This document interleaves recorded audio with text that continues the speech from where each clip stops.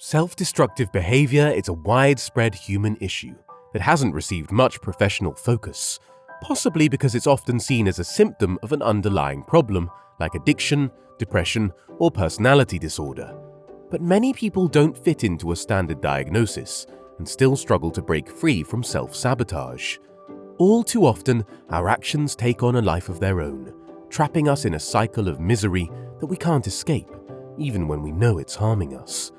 Then there are the self-destructive patterns we don't even realize, which continue to hurt us time and time again. In many cases, psychotherapy revolves around addressing these issues.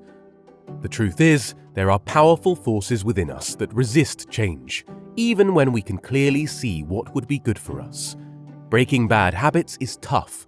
It's as if we have two brains, one that wants the best for us and another that stubbornly clings to the status quo, often unconsciously.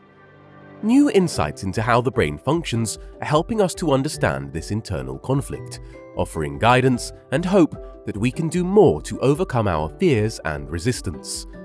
In today's video, I'll share 8 strategies to help you conquer any self-destructive behavior you're dealing with.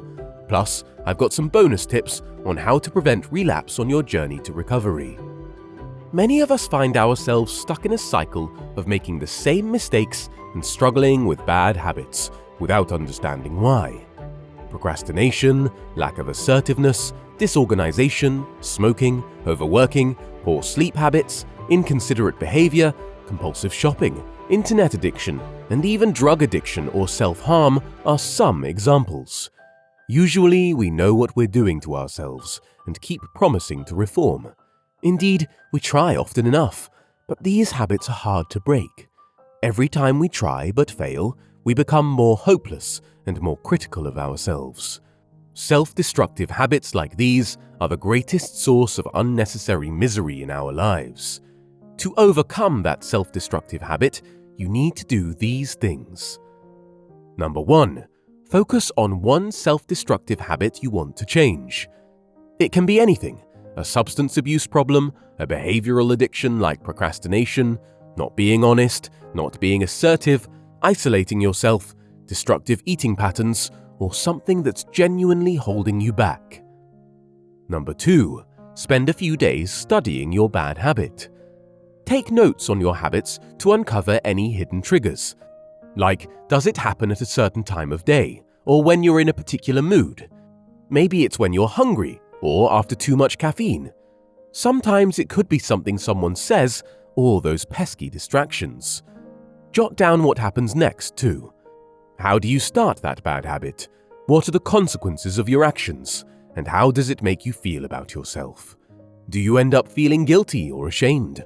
Or maybe it's a relief, like letting off steam. Does it take away your me time? Or do you worry about disappointing others? And don't forget to notice how you eventually pull yourself out of that downward spiral. Number 3. Be more than ready to start making a change. What can you do about your triggers? Can you avoid some, prevent some, or escape from some? We want to get you in a state of mind with minimal distractions. Do you see a hidden payoff for your self-destructive actions? Do they provide you with an excuse or protect you from risk? If so, sit down and ask if this is getting in the way of something you want. If that's the case, work on accepting the risk and the fear accompanying it. Number 4. Commit for 3 months. Look 3 months ahead on your calendar and circle that date. Keep that goal in mind. Even if you slip up on the 2nd day, start again on the 3rd. If you slip again in the 2nd month, get right back on the horse. Remember that every day of doing well builds new brain circuits. Number 5. When the time comes, focus. Be alone in a quiet room with no distractions. Get into a mindful state. Start by doing what your self-destructive pattern prevents you from doing. If you've been procrastinating, remember this is a concise assignment. If you experience cravings, focus on mindfulness when you begin to crave. You will immediately be distracted by thoughts and feelings. I can't do this. It's silly. It's never going to work. I'm too agitated right now. I'm a lost cause, and I have no self-control. So, for 5 minutes, Work on shutting out those thoughts and feelings, mindfully letting them slide away. Imagine you're in a tent with a good raincoat and an umbrella over your head. All that rain pouring down will not get to you, at least not for 5 minutes. Number 6. Use the same power of focus on your problem behavior. This really works best if your self-destructive behavior happens in a work or social setting, because, let's be honest, you can't always control distractions when you're alone. So, focus on your goal, like maybe telling yourself, "I'm going to speak up to the boss more today." And when the chance comes up, use what you've learned from watching yourself. Ignore all those distractions, especially those sneaky little excuses that pop up because of fear, like, "Now's not the right time," "I don't feel strong enough today," or "She seems to be in a bad mood."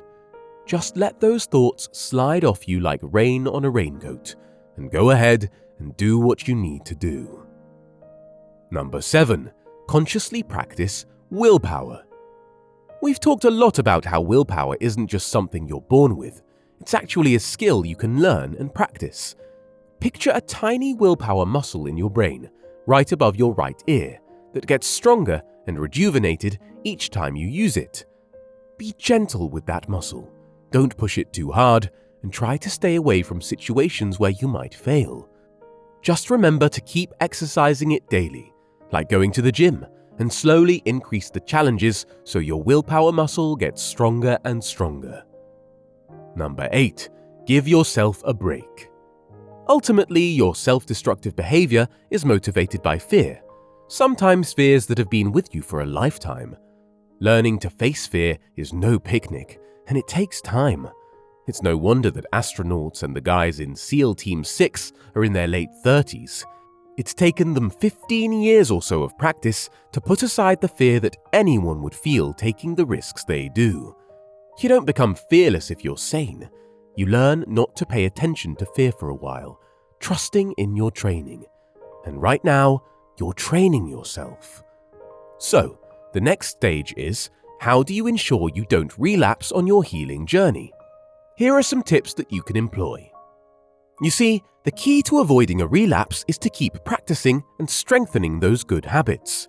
Keep working on your mindfulness, meditation, and willpower skills every day. When you hear negative thoughts, remind yourself that they're just noise in your head.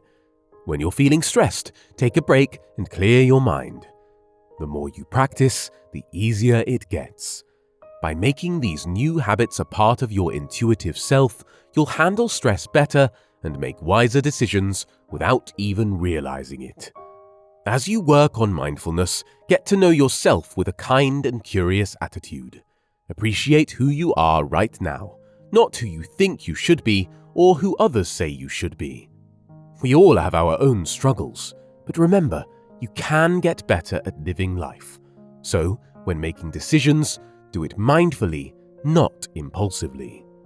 Don't rush yourself, and if you're feeling down, recognize that it can affect your decision-making.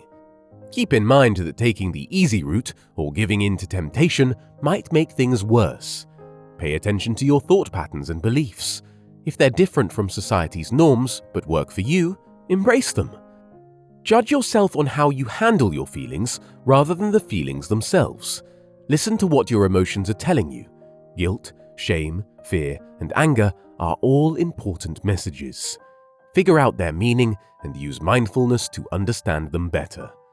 Lastly, try to detach from the influences of mass culture. Don't feel isolated or pressured by society's expectations. Instead, focus on your own motivations and values. Remember that materialistic goals don't always lead to happiness, while personal growth and improving relationships do. The most satisfying experiences in life are those that promote self-esteem, autonomy, competence, and connectedness.